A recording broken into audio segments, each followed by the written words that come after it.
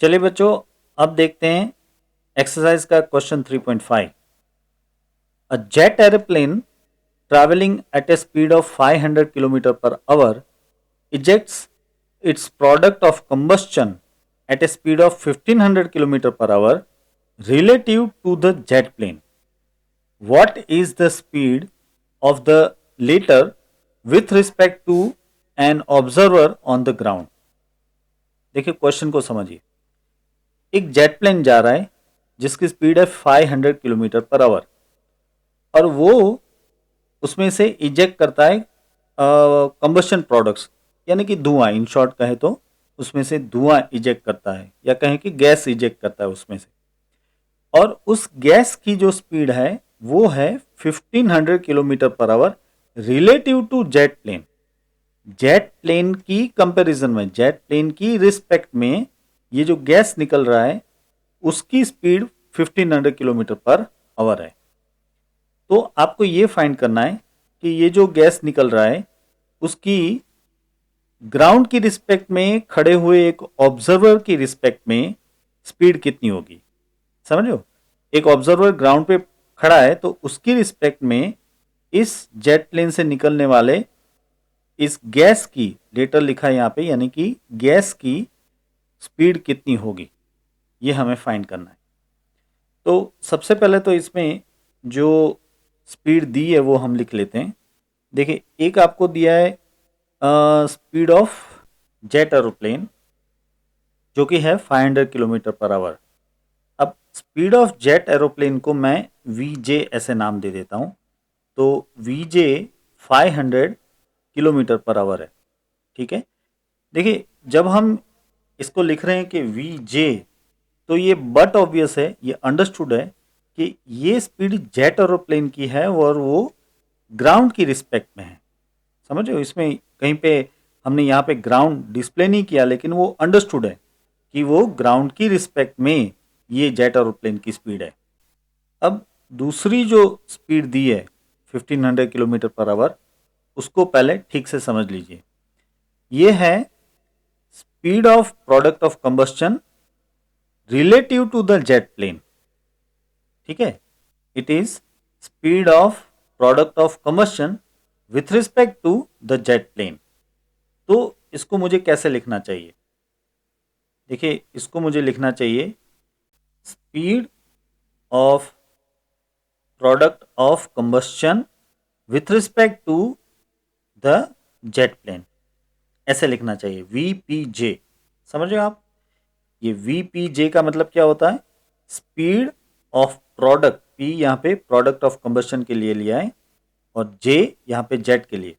तो speed of product of combustion with respect to jet plane, और ये आपको दे दिया है 1500, लेकिन मुझे लिखना पड़ेगा -1500 किलोमीटर पर आवर।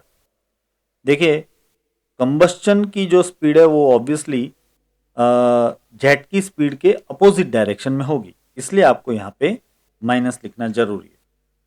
और अब क्या मांगा है ये देख लीजिए। What is the speed of the latter, that means the product of combustion with respect to the observer on the ground.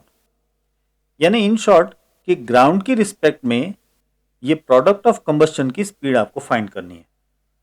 तो इसका मतलब ये हुआ कि मुझे speed of product of combustion find करनी है, यानी कि मुझे वीपी फाइंड करना है। चलिए, अब इसमें हम रिलेटिव स्पीड का इक्वेशन अप्लाई कर पाएंगे और हम लिख पाएंगे सबसे पहले कि speed of product of combustion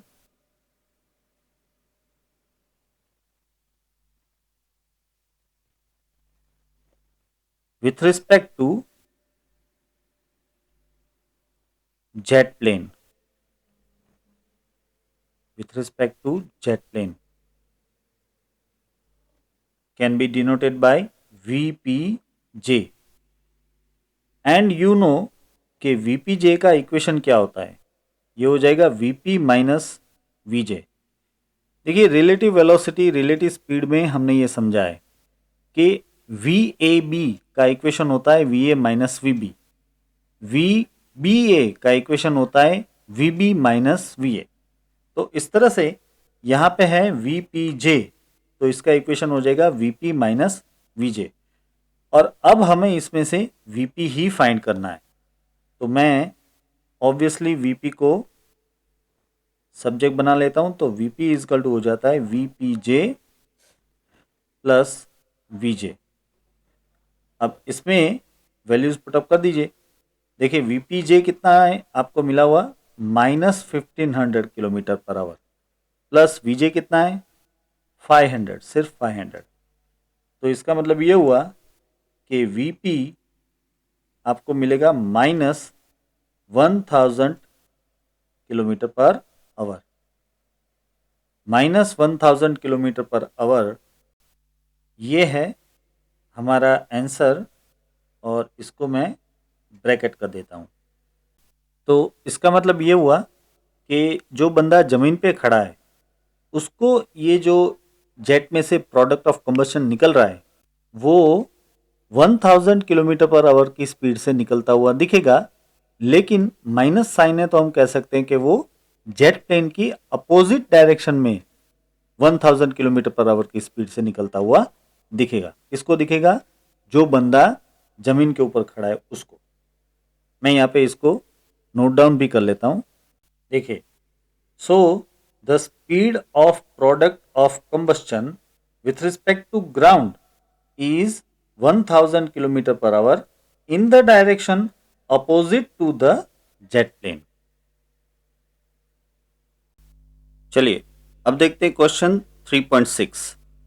a car moving along a straight highway with a speed of 126 km per hour is brought to a stop within a distance 200 meter. What is the retardation of the car? Assume that it is uniform. And how long does it take for the car to stop? देखिए क्या कहा है यहाँ पे, आपको कहा है कि एक कार हाईवे पे 126 किलोमीटर पर आवर की स्पीड से ऑलरेडी जा रही है। अब आपको उसको 200 मीटर में स्टॉप कर देना है, यानी कि इसकी फाइनल वेलोसिटी हो जाएगी 0। तो इसमें जो रिटार्डेशन लगेगा वो फाइंड कीजिए, और इसमें जो टाइम लगेगा ये टाइम भी फाइंड कीजिए। अब देखिए पहले हम इसमें जो फिजिकल क्वांटिटीज हमें दी है वो देख लेते हैं। ये पूरा केस जो है अभी आप देख रहे हो कि ये कांस्टेंट एक्सेलरेटेड मोशन का केस है। इसमें एक्सेलेरेशन माइनस आएगा, यानी कि वो रिटार्डेशन हो जाएगा, या फिर कहें कि वो डी एक्सेलेरेशन हो जाएगा। ठीक है ना। तो सबसे पहले मैं इसमें जो वैल्यूज दी है देख लेता हूं। देखिए एक तो आपको दी है इनिशियल वेलोसिटी v0, वो कितनी है 126 किलोमीटर पर आवर, लेकिन हमें इसे मीटर पर सेकंड में कन्वर्ट करना पड़ेगा। तो आपको पता है कि इसको 5/18 से मल्टीप्लाई करना चाहिए। तो 5/18 से मल्टीप्लाई करेंगे हम तो ये हो जाएगा 35 मीटर पर सेकंड। तो ये मिल गई आपको इनिशियल वेलोसिटी। फिर फाइनल वेलोसिटी तो ऑब्वियस है कि 0 हो जाएगी, फाइनल वेलोसिटी यानी कि v वो हो जाएगी 0। फिर इसमें डिस्प्लेसमेंट या फिर कहें कि डिस्टेंस, स्ट्रेट पाथ है तो डिस्प्लेसमेंट की वैल्यू और डिस्टेंस दोनों सेम हो जाते हैं। इसको मैं d नाम दे रहा हूं, तो d जो है वो है 200 मीटर। अब d दे दो या फिर x नाम दे दो चलेगा। फिर हमें जो फाइंड करना है वो है एक्सेलेरेशन। जैसे कि मैंने कहा कि एक्सेलेरेशन नेगेटिव आना चाहिए तभी वो रिटार्डेशन होगा। और दूसरा हमें फाइंड करना है वो है इसमें लगने वाला टाइम t। ठीक है, तो अब हमें ये सोचना है कि कौन सा इक्वेशन यूज करें। देखिए ये पूरा केस अभी कांस्टेंट एक्सेलरेटेड मोशन का केस है, लेकिन कौन सा इक्वेशन आप यूज करेंगे। देखिए सबसे पहले तो हमें इसमें रिटार्डेशन फाइंड करना है, यानी कि मुझे a फाइंड करना है। तो कौन सा इक्वेशन यूज करेंगे बताइए। देखिए आपके पास अभी इनिशियल वेलोसिटी है, फाइनल वेलोसिटी है, ये डिस्टेंस या कहें डिस्प्लेसमेंट है, और आपको a फाइंड करना है। तो ऑब्वियसली इसमें कौन सा इक्वेशन लगेगा, इसमें लगेगा v² minus V zero square is equal to 2AD equation. देखिए इसमें ए के अलावा सब कुछ हमारे पास है। मैं इसमें से ए को सब्जेक्ट बना लेता हूं। तो ए इजकल टू क्या हो जाएगा, V square minus V zero square upon 2D। ठीक है, इसमें वैल्यूज डाल दो। v यानी कि फाइनल वेलोसिटी 0, v0 यानी कि इनिशियल वेलोसिटी जो कि हमें 35 मिल गई है अभी, तो ये 35 का स्क्वायर और डिवाइड बाय 2D लेना है आपको, तो 2 इंटू 200। जब इसको सॉल्व करेंगे हम तो हमें a इजकल टू मिल जाएगा minus 3.06 metre second inverse square. ये हो गया a। लेकिन आप देख रहे हो कि a नेगेटिव है, इसका मतलब कि ये रिटार्डेशन है। तो ये हमारा पहला आंसर है। अभी इसको मैं ब्रैकेट कर लेता हूं। चलिए अब दूसरा फाइंड करना है हमें टाइम। अब इसके लिए कौन सा इक्वेशन लेंगे। देखिए हमारे पास इनिशियल वेलोसिटी है, फाइनल वेलोसिटी है और अब तो एक्सेलेरेशन भी है। तो हम टाइम फाइंड करने के लिए बेस्ट इक्वेशन क्या रहेगा हमारा, वो रहेगा v is equal to V zero plus A T. देखिए इसमें t के अलावा सब कुछ है हमारे पास, तो इसमें से मैं t को सब्जेक्ट बना लेता हूं। तो t इजकल टू क्या हो जाएगा, v minus V zero,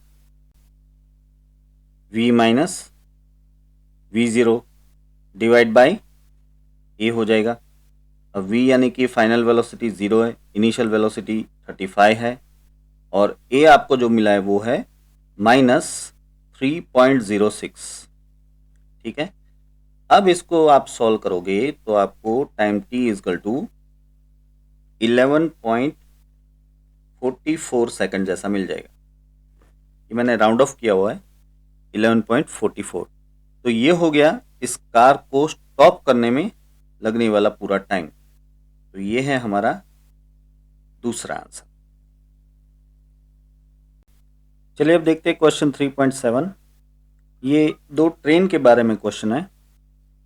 Two trains A and B of length 400 meter each are moving on two parallel tracks with a uniform speed of 72 km per hour in the same direction with A ahead of B. The driver of B decides to overtake A and accelerates by 1 meter per second square. If after 50 seconds the guard of B just brushes past the driver of A, what was the original distance between them? देखिए question क्या है पहले समझ लीजिए। यहाँ पे दो train है A एंड B, दोनों की लेंथ सेम है 400 मीटर। दोनों दो पैरेलल रेलवे ट्रैक के ऊपर एक ही डायरेक्शन में 72 किलोमीटर पर आवर की स्पीड से जा रहे हैं। दोनों की स्पीड सेम है और दोनों एक ही डायरेक्शन में जा रहे हैं, लेकिन A is ahead of B, यानी कि A जो है वो B से आगे जा रही है। ट्रेन A अभी आगे है, B अभी पीछे है। The driver of B decides to overtake A and accelerates by 1 metre per second square.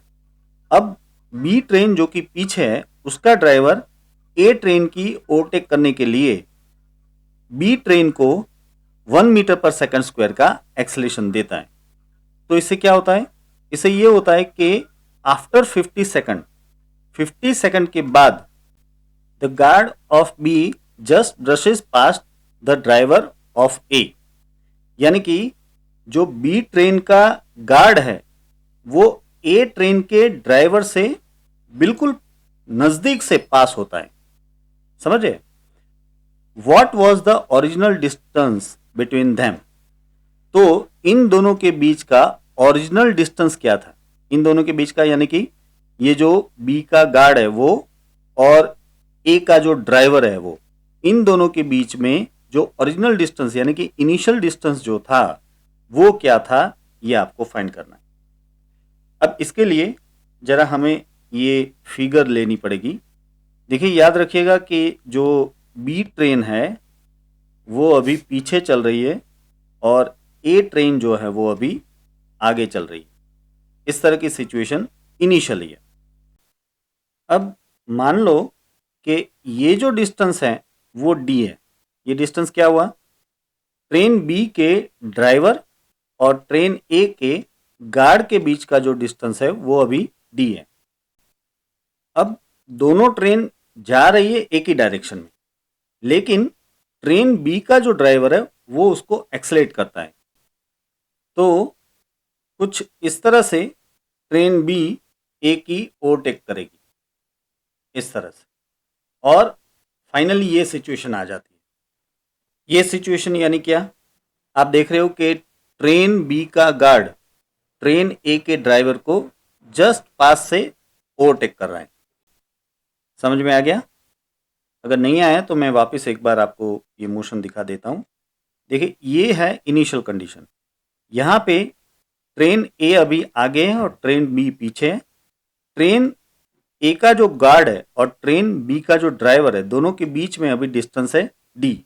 हमने एज्यूम किया है डी, याद रखना ये। अब ट्रेन बी जो है वो ट्रेन ए को ओवरटेक करना चाहती है, तो ट्रेन बी ऑब्वियसली क्या करेगी? इसको एक्सेलेरेट करेगी। तो ऐसे में दोनों ट्रेन की मोशन हमें कुछ ऐसे लगेगी। ट्रेन बी जो है वो ट्रेन ए की ओवरटेक करेगी इस तरह से, और ये हो गई इसकी फाइनल सिचुएशन। देखिए, ये फाइनल सिचुएशन में ट्रेन बी का गार्ड ट्रेन ए के ड्राइवर को बिल्कुल पास से ओवरटेक कर रहा है। इसको कहते हैं ब्रश पास्ट। तो ये ब्रश पास्ट हो रहा है, ट्रेन बी का गार्ड ट्रेन ए के ड्राइवर को ब्रश पास्ट कर रहा है। अब मैं दोनों ट्रेन की इनिशियल और फाइनल कंडीशन यहाँ पे दिखा देता हूँ। देखिए, ये थी इनिशियल कंडीशन। यहाँ पे दोनों ट्रेन की लेंथ को हम एल कह रहे हैं, और ट्रेन बी के ड्राइवर और ट्रेन ए के गार्ड के बीच का जो इनिशियल डिस्टेंस है वो है डी। याद रहे, हमें ये नहीं फाइंड करना है, ये डी नहीं फाइंड करना है, हमें फाइंड करना है ट्रेन बी के गार्ड और ट्रेन ए के ड्राइवर के बीच का इनिशियल डिस्टेंस। तो वो कितना हो जाएगा? देखो, ये है एल, ये है डी और ये है एल।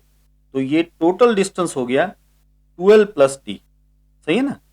यहाँ पे आपको क्या फाइंड करना है? ट्रेन बी के गार्ड और ट्रेन ए के ड्राइवर के बीच का इनिशियल डिस्टेंस, यानी कि यहाँ से लेके यहाँ तक का। तो ये हो जाएगा 2L प्लस डी, और इसमें आपको L ऑलरेडी दे दिया है। यहाँ पे L यानी कि ट्रेन की लेंथ है, और वो है 400 मीटर। ठीक है, तो चलिए, ये तो हो गई इनिशियल कंडीशन। मैं यहाँ पे लिख देता हूँ, ये इनिशियल कंडीशन है। और अब मैं फाइनल कंडीशन भी दिखा देता हूँ दोनों ट्रेन की। देखिए, ऐसे हैं फाइनल कंडीशन। यहाँ पे आप देख सकते हो कि ट्रेन बी का गार्ड ट्रेन ए के ड्राइवर से जस्ट आगे निकल ही रहा है। तो ये है फाइनल कंडीशन। मैं यहाँ पे लिख देता हूँ,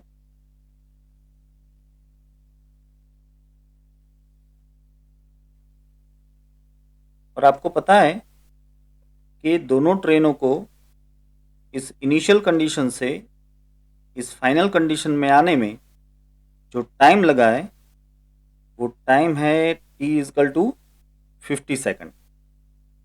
ठीक है, तो अब इसको हमें सॉल्व करना है। क्या सॉल्व करना है?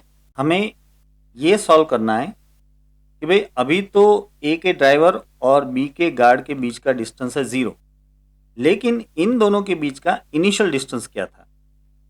ए के ड्राइवर और बी के गार्ड के बीच का इनिशियल डिस्टेंस। वैसे ये बात हमने ऑलरेडी कर लिया आगे। ये कितना होगा? L plus D plus L, यानी कि 2L प्लस डी। मीन्स के हमें 2L प्लस डी फाइंड करना है। अब ये पूरा केस दरअसल कांस्टेंट एक्सेलरेटेड मोशन का केस है, तो ऑब्वियसली उसी के इक्वेशन से ये सॉल्व होगा। लेकिन यहाँ पे एक अलग चीज़ हमें करनी पड़ेगी, वो ये है कि हमें पूरा केस ट्रेन ए की रिस्पेक्ट में ऑब्जर्व करके सॉल्व करना पड़ेगा।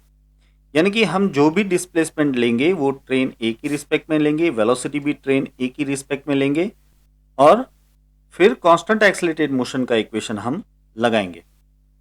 मैं इसको दूसरी तरह ऐसे कह सकता हूं कि मैं यहाँ पे रेफरेंस फ्रेम के तौर पे ट्रेन ए को ले लेता हूं।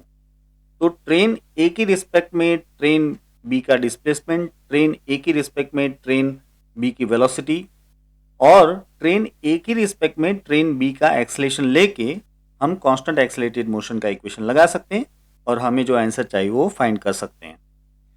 तो चलिए पहले इसके लिए मैं थोड़ी सी स्पेस क्रिएट कर लेता हूं यहाँ पे।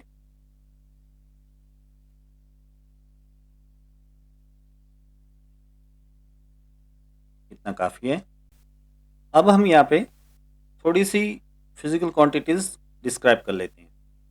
देखिए सबसे पहले total displacement of train B with respect to train A, इसको हम नाम दे देते हैं एक्स बी ए।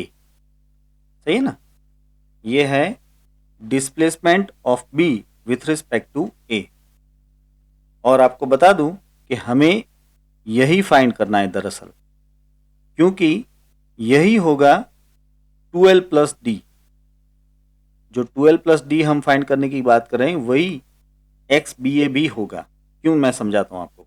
देखिए इतना तो आपको क्लियर है कि ट्रेन ए के ड्राइवर की रिस्पेक्ट में ट्रेन बी के गार्ड ने डिस्प्लेसमेंट कितना किया, उसने किया 2l प्लस डी। ये बात हमने आगे कर ली, ठीक है। तो अब बड़ी ऑब्वियस सी बात है कि ट्रेन ए के किसी भी पॉइंट की रिस्पेक्ट में ट्रेन बी का कोई भी पॉइंट इतना ही डिस्प्लेसमेंट करेगा, है कि नहीं? तो इसका मतलब ये हुआ कि ट्रेन ए की रिस्पेक्ट में ट्रेन बी का डिस्प्लेसमेंट 2l प्लस डी हुआ और उसी को मैंने नाम दिया है एक्स बी ए। ठीक है, अब आगे बढ़ते हैं। अब दूसरी चीज है initial velocity of train B with respect to train A. इसको हम नाम दे देते हैं V B A zero. Initial है इसलिए जीरो, समझ रहे हो आप? ये है velocity of B with respect to A. और कौन सी वेलोसिटी? इनिशियल। तो ये कितनी होगी? ऑब्वियसली जीरो भाई। इनिशियली दोनों ट्रेन एक ही स्पीड से जा रही थी 72 किलोमीटर पर आवर। तो एक की रिस्पेक्ट में दूसरे की स्पीड या दूसरे की रिस्पेक्ट में पहले की स्पीड जीरो ही होगी ना। फिर आता है constant acceleration of train B with respect to train A. अब देखिए इसको मैं नाम दे सकता हूं ए बी ए करके, ठीक है, ए बी ए। इसका मतलब क्या हुआ? Acceleration of B with respect to A. अब ये कितना होगा? ए की रिस्पेक्ट में बी का एक्सेलरेशन कितना होगा? ये होगा 1, वही 1 जो क्वेश्चन में आपको दिया हुआ है, 1 मीटर पर सेकंड स्क्वायर। क्यों? देखिए ट्रेन ए को तो एक्सेलरेशन दिया नहीं है, वो तो कांस्टेंट स्पीड से जा रही थी। बी भी कांस्टेंट स्पीड से जा रही थी, लेकिन फिर बी को एक्सेलरेशन दिया है। तो इसका मतलब ये हुआ कि बी को जो एक्सेलरेशन दिया है वही एक्सेलरेशन होगा ए की रिस्पेक्ट में बी का। मीन्स ए की रिस्पेक्ट में ट्रेन बी का जो एक्सेलरेशन है वो वही होगा 1 मीटर पर सेकंड स्क्वायर। तो इसलिए मैंने यहाँ पे लिखा है A B A is equal to 1 metre per second square. अब हम इसमें कांस्टेंट एक्सेलरेटेड मोशन का इक्वेशन यूज कर सकते हैं क्योंकि एक्सेलरेशन यहाँ पे कांस्टेंट है। लेकिन फिर से कह रहा हूँ, याद रखना कि ये पूरी मोशन हम ए की रिस्पेक्ट में ले रहे हैं। तो सारी फिजिकल क्वांटिटी आपको जो लगानी पड़ेगी वो ए की रिस्पेक्ट में लगानी पड़ेगी। हम ऐसा कर सकते हैं, हमने यहाँ पे रेफरेंस फ्रेम के तौर पे ए को ले लिया है, इसलिए हम पूरी मोशन को ए की रिस्पेक्ट में देख रहे हैं। तो इसलिए वेलोसिटी या डिस्प्लेसमेंट, एक्सेलरेशन जो कुछ भी लगाना है वो आपको ए की रिस्पेक्ट में लगाना है। और ऐसा करके यानी कि ए को रेफरेंस फ्रेम बना के आप कांस्टेंट एक्सेलरेटेड मोशन का इक्वेशन भी लगा ही सकते हो। तो मैं यहाँ पे x is equal to V zero T plus 1/2 AT square equation use करने वाला हूं, लेकिन ऑब्वियसली इसमें थोड़े से चेंज होंगे। क्या होंगे देखिए, here X B A is equal to V B A 0 into T plus 1/2 A B A T square, ये इक्वेशन आएगा। देखिए ये और कुछ नहीं है, दरअसल x is equal to V zero T plus 1/2 A T square ही है, लेकिन इसमें डिस्प्लेसमेंट a की रिस्पेक्ट में b का दिया है, वेलोसिटी इनिशियल वेलोसिटी a की रिस्पेक्ट में b की दी है, एक्सलेशन भी a की रिस्पेक्ट में b का दिया है, और कुछ नहीं है। और अब हम इसमें सारी वैल्यूज पुटअप कर देते हैं तो हमें हमारा एक्स बी ए मिल जाएगा। देखिए सबसे पहले वी बी ए तो 0 है, तो ये पहली टर्म तो 0 हो जाएगी, प्लस 1/2 ए बी ए वो है 1, और टी कितना है 50 सेकंड, तो 50 का स्क्वायर। इसका मतलब कि आपको ये एक्स बी ए मिल जाएगा कितना 1250 मीटर, और ये है हमारा आंसर। मैं इसको ब्रैकेट कर लेता हूँ। देखिए ये जो 1250 मीटर हमें मिला है वो एक तरह से देखा जाए तो हमने कहा कि total displacement of train B with respect to A है, और एक तरह से देखा जाए तो ये ट्रेन बी के गार्ड की रिस्पेक्ट में ट्रेन ए के ड्राइवर की इनिशियल सिचुएशन, इनिशियल डिस्टेंस है। ठीक है, मैं यहाँ पे लिख भी देता हूं ताकि कंफ्यूजन ना रह जाए। ये देखिए, initial distance between guard of train B and driver of train A is 1250 metre. ये दरअसल हमारा आंसर 1250 मीटर। इसके साथ एक और चीज़ भी लिख लेते हैं हम, वैसे ये मांगा नहीं है लेकिन for information. And initial distance between driver of train B and guard of train A. देखिए यहाँ पे ड्राइवर ऑफ ट्रेन बी यानी कि जो ट्रेन पीछे थी उसका ड्राइवर, और जो ट्रेन आगे थी उसका गार्ड, इन दोनों के बीच का डिस्टेंस याद हो तो उसको हमने डी बोला था, तो ये है डी, और डी कितना होगा 1250 माइनस 12, और 1250 माइनस 12 यानी कि 800, तो ये हो जाता है 450 मीटर। तो यानी कि जिसको हमने पहले डी डिस्टेंस बोला था वो है 450 मीटर।